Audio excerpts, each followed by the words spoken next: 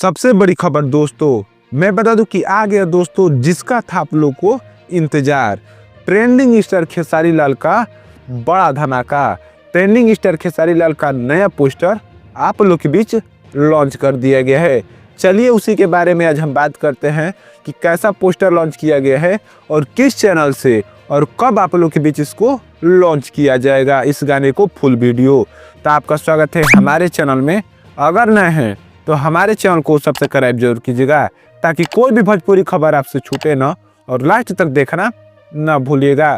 तो मैं बता दूं कि ट्रेंडिंग स्टार खेसारी लाल का नया गाना, जिस गाने का नाम है नजरिए के दोस्त लागता, बहुत शानदार गाना है दोस्तों। ये एक फिल्म का गाना है जिस फिल्म का नाम है राजा राम।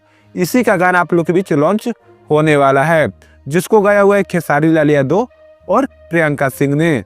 मैं बता दूं इसको लिरिक्स दिया है पवन पांडे ने, म्यूजिक दिया है कृष्णा बेदर्दी ने, और इस गाने में फिट कर रही हैं सपना पांडे। बहुत शानदार गाना और बहुत धमाकेदार गाना।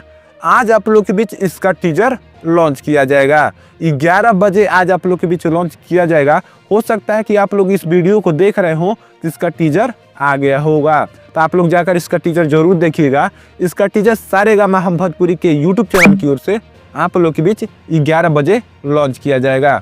हो सकता है कि कल आप लोग के बीच इसका फुल वीडियो लॉन्च कर दिया जाए।